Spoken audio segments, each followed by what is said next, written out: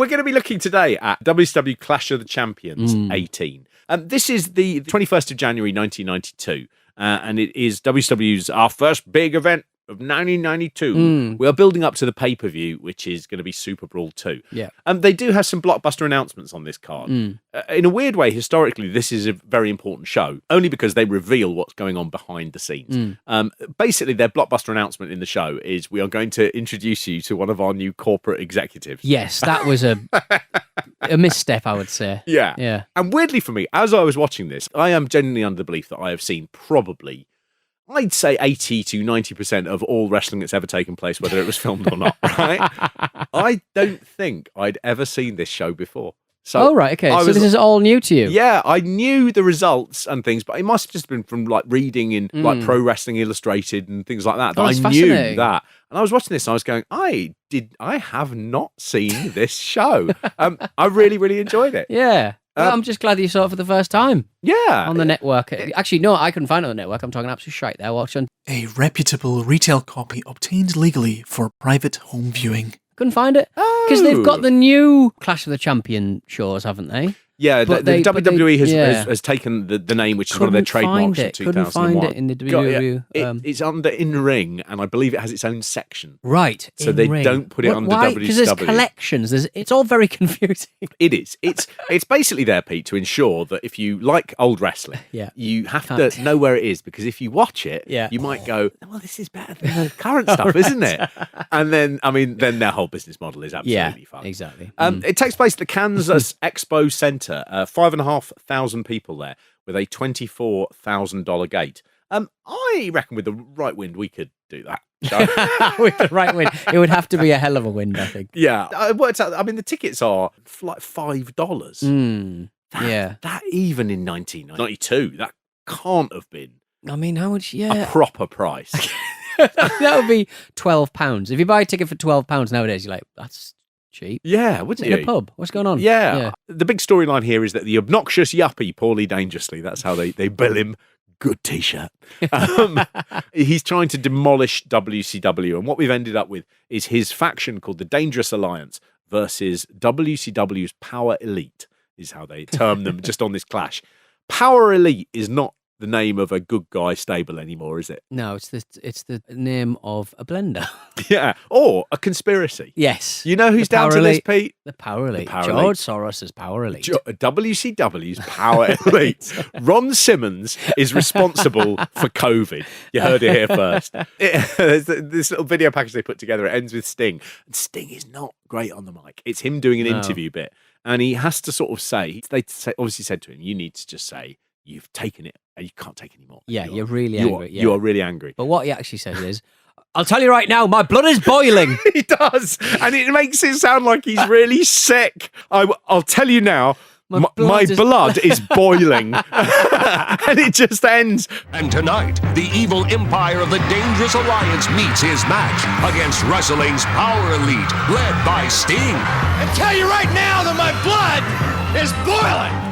When World Championship Wrestling presents. I was really like, everything you could have done. And they must have gone through the whole interview and they're like, that's as close as it gets. Is there any way we can lose the phrase, I tell you now? I tell you now. I'll tell you now, doctor, I need antibiotics. My blood is boiling. Not. I'm absolutely, literally boiling. It's steam. There's mist.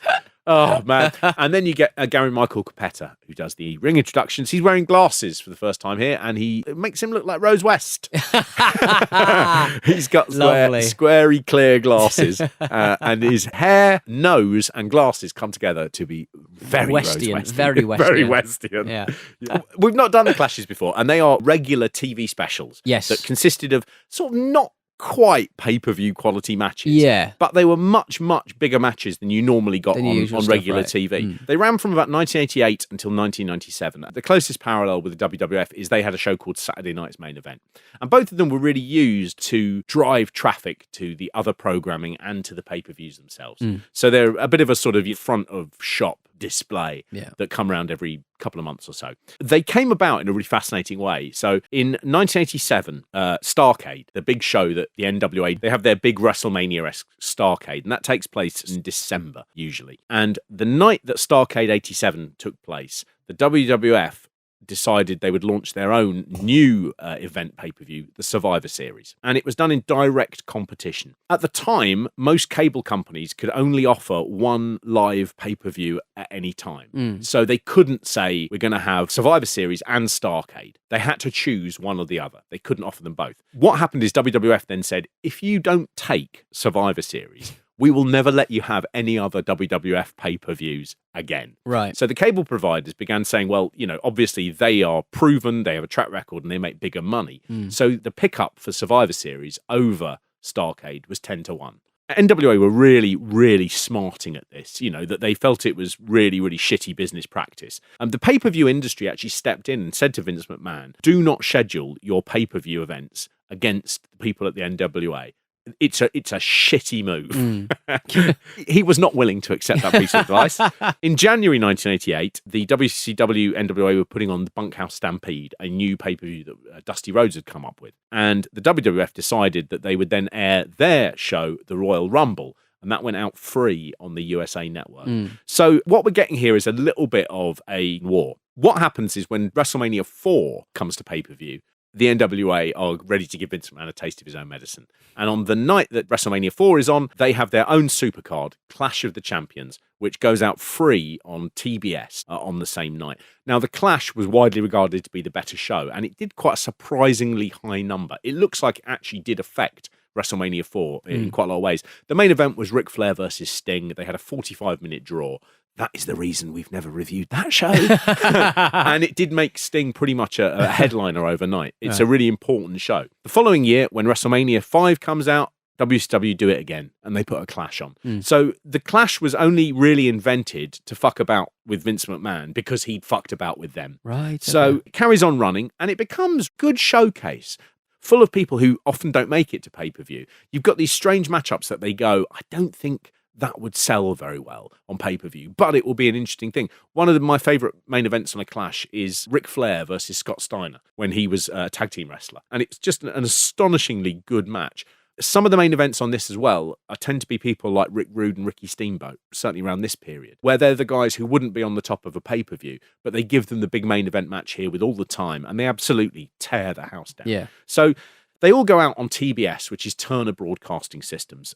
WCW was owned by the billionaire Ted Turner, who was in charge of all of the Turner stuff. And all WCW TV programming was on his channels. I had to look into Ted Turner because he is the original sort of Vince McMahon adversary. And the two of them are very much... There was always the sense that Vince McMahon was very envious of Ted Turner, who had grown up in a rich family and was a media mogul. And he'd looked at Ted Turner and gone, we are the same age, but I am a self-made man. Yeah. And when Turner bought WCW, Vince McMahon really thought, you are coming into my world. And that is just as they'd done with the Clash and with Royal Rumble and Survivor Series, that seemed like a proper attempt to fuck about with Vince's business. Turner himself, he made his fortune because he founded CNN, which is the world's first 24-hour news channel. That made its name by covering the space shuttle disaster Challenger in 1986 and the Gulf War in 1991, where everyone was just glued to that sort of 24-hour news thing. Great little thing I found where he said, CNN won't be signing off until the world ends. We'll be on and we will cover the end of the world live, and that will be our last event. We'll play the national anthem only one time on the 1st of June, and when the end of the world comes, we'll play Nearer My God to Thee before we sign off. And it sounds like it's just silly, but They welcoming it. He did commission a video with a military marching band playing that hymn, and he used to play it for reporters so that he'd sort of go, this is the tape that we're going to play for the end of the world. For the end of the world, yeah. But it wasn't a gimmick. In 2015, they actually found the video inside the CNN database. It was leaked online, but the video was tagged in the database as it had square bracket, hold for release.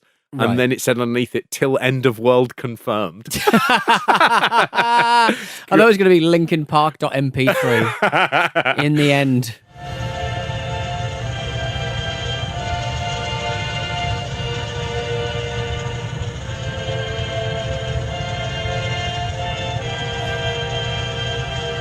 It would be funny if you sort of, I mean, what would you play at the end of the world? maybe that Pam Anderson sex tape. Because that's like you sort of go, oh, this was humanity's greatest moment.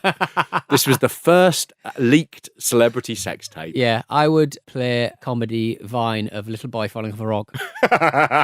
Wouldn't it be good if it was a 6-hour compilation of Freebirds matches? Thank God the world's ending. Still people are still alive going, why are they playing this? The last thing that humanity sort of decides is the thing it's going out on is Michael Hayes doing a sort of like sex dance that, to a largely silent crowd. Highlights of him in the recording studio. We did all right. Backstreet in letter DA. Backstreet in the whole USA. Turner also bought MGM. That was his big thing. So then they had Turner Classic Movies and things like that still running today. He also used all of the cartoons that he got from that MGM deal, which was mainly sort of classic movies. Yeah. He'd started up the Cartoon Network. I mean, you can see the difference between him and Vince McMahon is a lot of the things that Ted Turner does, they really work. Yeah, they really bang. Yes, it was, because I already owned 1,000 theatrical cartoons. When I bought MGM, I got the cartoons, too. Got the MGM cartoons, and got 500, the early Bugs Bunny cartoons, Elmer Fudd. And then we got Tom and Jerry with the MGM cartoons. So I had 1,000 theatrical cartoons, which was... I have so much stuff on my phone. Music, apps, games, obviously, a medieval game, obviously a jousting game. I have no problem being on my phone for hours and hours. I love my phone. Bugs Bunny's still good, even without a cell phone. He was also the owner of Brute Aftershave, which he specifically bought from Fabergé. Oh, nice. He was like, I want that. In 1988, he bought Jim Crockett Promotions, which is what we commonly sort of refer to as the NWA. And he renamed it WCW. You can see as well, he is thinking worldwide rather than that National Wrestling Alliance, NWA. He is thinking of World Championship Wrestling. And I think Vince McMahon obviously looked at WCW and thought, that is a fucking ripoff. This is coming too close. Ted Turner was always a fan of professional wrestling, not so much because he loved the in-ring action and the larger-than-life characters. Explaining it if you've never heard of wrestling before. You sound like a continuity announcer. But he had always had wrestling on his channels. It was inexpensive to produce, and it always brought a good audience. So he had a sort of, as much as a businessman who's really successful can be sentimental about it. He's sentimental about the things that made his channel effectively. It's slightly like Rosebud, the sled in Citizen Kane. WCW is Ted Turner's Rosebud. He was also known as the Mouth of the South, like Jimmy Hart, the wrestling manager. Yeah. He twice challenged Rupert Murdoch to an actual fist fight, which is good. In 1983, he was skippering a yacht called Condor in the Sydney to Hobart yacht race when it was accidentally struck by a Rupert Murdoch-sponsored yacht, and it ran aground 6 miles from the finish line. At the post-race dinner, Ted Turner got very, very drunk, then verbally assaulted Murdoch before challenging him to a televised fist fight in Las Vegas. So everything about him is really likeable. He was married for quite a number of years to Jane Fonda, the actress, and she's groovy. She's really sort of radical, and, I sort of begin to like him. He has got a look, Ted Turner, like an early tech billionaire, where he wears suits that are slightly too big for him, and he's got a bit of a sort of, his hair's very thin and silky. I think he looks like an airline pilot. He does. Oh, he does. Like Sully. He does look like Sully. You're absolutely right. Just as you said, that airline pilot, my one division of the one airline pilot I know of was of Sully. And I'm pleased to say, I think it's more like Tom Hanks than the actual Sully. Yeah. I think he played him in the film, didn't he? Yes. For some reason, I was thinking about is Tom Hanks' son, who speaks a Jamaican patois. Have you seen him? No, what the fuck's that? Mate, yeah. Oh. Say that, now that Trump's leaving office, I think it's important to remember that he was the president, so we should show some respect. Pussy clot. Fuck them, Ross. Donald no one run but big boss man Biden. Fuck them, Ross. Pussy clot, boy. Go suck una mother. Tom Hanks is so I was like, I like that psych thing. I'm going to like this young man. And then I was like, I am unable to endorse this. I really am not. Chet Hanks. He's also, he's a millionaire's son. Yeah, a multi-millionaire's son. He's had too much time on his hands. He's had no one of Jamaican extraction going, no. Pete, I am sure some of the groundsmen. Honestly. Oh, what a prick. Oh, my days. I think I did kind of make the patois accent more like a little more trending, I guess. I was like the first person to kind of get it in the conversation, of just recent times. I think you're going to like this one the most, is Right. that Ted Turner also created the animated series Captain Planet and the Planeteers. Beautiful. Which Ted Turner was also, this is a great fact, the largest private landowner in the United States until he was That's big. surpassed in 2011. He uses much of his land for ranches to repopularize bison meat.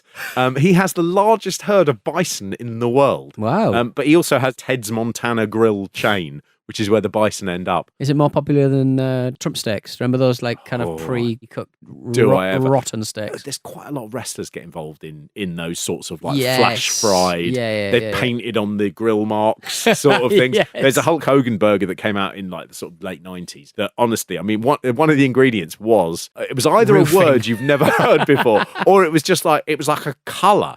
And it wasn't like yellow Red. colouring. It was just Coloured there is red. yellow in it or whatever it is, pure yellow. Now we can do little cookies like Those this. are huge cookies. No, that's a little cookie. In here, we got Hulks. Whoa! I bought cookies this size at the grocery store, and they're like $40. If I bought 3 or 4 or 5 cookies, that would pay for my whole machine. That's There crazy. you go. So we are back in 1992. We are at the Clash of the Champions. This is number 18. They never bothered sort of, by the time you get to like 23, they are just like, it's Clash of the Champions 23. And you're like, it's not like WrestleMania. No, These it's not numbers every are year. moving too Too quickly. yeah. There seems to be quite a few of them in a year, it seems. doesn't it? Yeah. And it was never like, there's not like 4. Sometimes there'd be 6, sometimes there'd be 3, sometimes 12. I mean, it's just really confusing. Backstage is where everything's going excitingly now. So we've got Jim Herd, who is the guy who is the most famous for telling Ric Flair to cut his hair and rename himself Spartacus and things. He also wanted to introduce at one point a tag team called the Ding Dongs. And the idea was that they were just obsessed with bells. So when the bell rang, they'd just go sort of like, oh, it's a bell. It wasn't greatly worked out. Over the years, that story has been that he wanted them to be hunchbacks. Right. And that their big gimmick was because they had hunchbacks, you couldn't pin both shoulders to the mat. Yes. That seems to be an elaboration on what was Just trying to just a tidy up. bad idea. Just trying to tidy up after the event. He stepped down from the position of being in charge of WCW. After the Quasimodo ideas, after the hunchback kind of He said it was due to frustration, stress, and a feeling of helplessness. He was unable to really work. He had 2 of the worst booking runs were under his sort of auspices. One was Ole Anderson, which was the Black Scorpion, nightmare. And then Dusty Rhodes has come in. And Dusty Rhodes is really not firing on any cylinders in this run. There's lots of bad gimmicks. They're trying to be WWF light. It's not working. The real fans of WCW are slightly turning against it. And I think Jim Herd is a bit like, I think he finds it quite difficult to deal with Dusty. I think Dusty is very charismatic and he is the wrestling business. And Jim Herd was just feeling like anything I say is not being taken into account. Yeah. The other thing that people say about Jim Herd is that he was forced to resign after the executives at Turner Broadcasting investigated the huge financial losses that the company had been suffering. And they said that he was pretty much in charge of all of the failures of the company to actually make any money. Once they started moving Jim Herd out, it was clear that like the top brass were beginning to pay attention a bit more to WCW, largely because it was hemorrhaging cash. And that really suggested as well, I think, to a lot of people that Dusty Rhodes was going to be the next for the chop. Yeah. So everything at this point, everyone's a little bit panicky. What they bring in is a long-time Turner employee called K. Allen Fry. And he moves into the sort of figurehead of WCW role. He immediately made some changes. And the changes he made are really, really good. So one of the ones was that every one of their major cards, so pay-per-views and Clash of the Champions and really, really big arena shows, a cash bonus of $5,000 would be awarded to the wrestlers who were involved in the best match of the night. A really simple thing to do in a fictional sport is you just go, if you do the best out of this and you try really hard, we will make it worth your while. And suddenly, everybody in this is working harder. And this is like night and day compared to Starrcade 1991. People in this, even though it's just a clash, you can see they're working really going for it. much, much, much harder. It's such a simple thing to do. One of the sort of famous things about K. Allen Fry as well is that he just had a very, very, very short stay in WCW. He wasn't there. End result, he'd been moved from elsewhere in the organisation. They were just like, we need to just get someone in there to stop what's going on at the minute. And so there's nothing really known about him. He's never talked about his time in wrestling. Everyone sort of seems to go, he had some good ideas. I looked him up on LinkedIn. He's on LinkedIn. He just bills himself as venture capitalist, which is scary and frightening. But again, he probably just looks at this as, what a strange 5 weeks that was. Where I was into something that I wasn't usually into. Yeah, I had to announce a WCW World Title match. I did it in Kansas in front of 5,500 people. The next job was I was selling deep sea drilling equipment. I was just confusing. Yeah, I sacked 200 people, and then really sort of strange venture capitalist life. It's so odd that they wanted to put this temporary guy who is from another part of this media empire. They'd like, get him out there. Just let the world know we're changing. It's so strange.